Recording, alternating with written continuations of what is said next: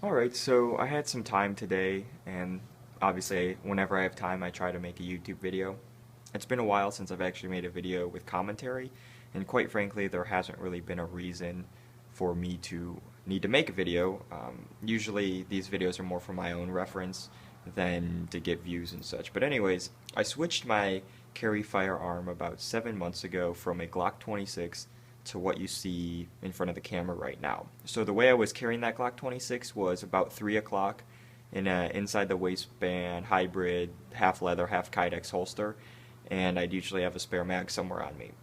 Well, one of the things I didn't like about that setup was whenever I bent over or sat in a chair, my cover garment or the shirt I was wearing would usually end up pulling up and then my firearm was exposed, and I was always a little uncomfortable about that. It never printed when I was walking around or moving, but I do sit down a lot at a restaurant or going out, coffee shop, and I always was leery about that. So after about a year of carrying like that, I switched to this setup, and I probably should have switched sooner because this setup is fantastic. So let's talk through it real briefly. I'll talk to you about the firearm and the holster I use.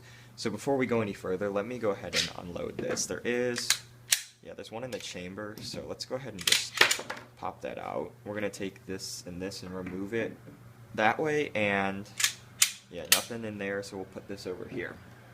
Let's talk about the holster for just a brief moment. I know you guys probably don't care about the holster. This is a G code. I can't speak. This is a G code. It's a G code incog. That's what it's called. It's a collaboration with HSP, which is Haley Strategic Partners, and G code. They make quality products. And my two favorite holster companies are G code and Griffin Industries. And this is just the one I so happened to receive for my birthday, and it's awesome. I got it, like I said, about 7 months ago, and it's been fantastic. I love these clips because you can use them with a belt, and they even work for me without a belt. And I carry this appendix style a little bit off to the right, super comfy. I can also run any Glock 9mm or any Glock 40 in this thing, and because of that, it's just super versatile. I can drop a clip and still run it at 3 o'clock if I want with some with like a 5-degree cant. So I think it's just super versatile. It's very affordable for what you're getting. Customer service is great. It's developed by one of the best guys out there.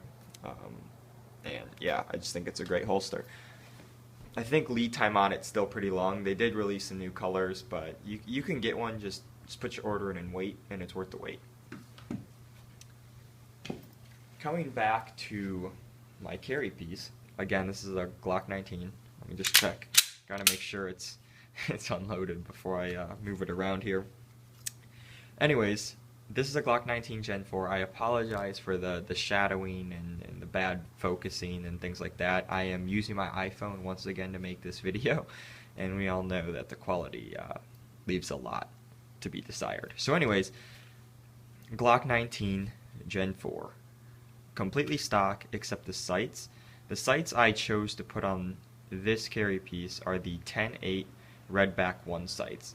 There's a few different reasons why I chose them. It was mainly between this sight setup or the Trijicon HDs. HDs were pretty hard to find. I could find them, but ultimately I decided to go with the 10-8s because I've run some 10-8s on 1911s I've owned and other Glocks I've owned, and I just really like the sight picture.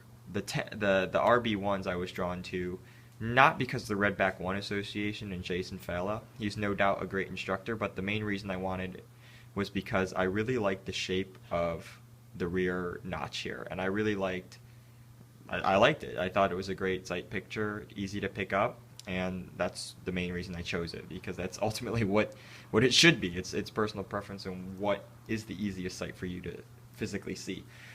So with these sights, you get a rear notch here that's pretty awesome to manipulate the slide. You can do single-handed operation with this off a belt or off a ledge. I will never do that. Well, I can't speak to say, I can't say never, but I probably won't ever do that. There's rear serrations on here. It's a blacked out rear post, obviously. This reduces some glare.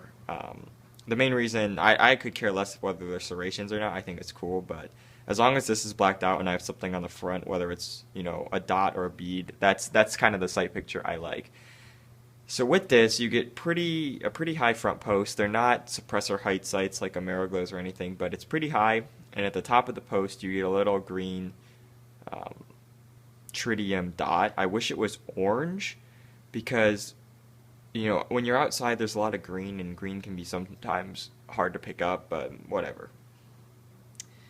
What else about these? Well, these sights, one thing I do want to stress for myself, this is a subjective thing, but these aren't the most accurate sights I've used because that rear notch is so big, but they are the quickest sights I've ever used, easily, because that notch is big. So again, that big notch makes it really easy to get that front post in the picture, bang, bang, bang, you're good to go. The problem is when you're doing some finer shooting, it can be hard to really place shots. Now, I can shoot quarter-inch groups, I can shoot same with these sights, but it's just, for me, it's not the best target sight. They're the best combat sights, though, I've ever used, and they'll probably be on all my Glocks in the future. So anyways, I guess I really don't have anything else to say. If you guys want to see a more in-depth video about these sights, maybe seeing them in different lighting conditions, I can set up a video for that. If you want to see a video about the holster, I can set up a video for that. For anyone who's worried about me swinging this firearm, there's really nothing for you to worry about there. I'm not going to get into it. So anyways, that is that. And now I'm just rambling, so I'm going to stop the video.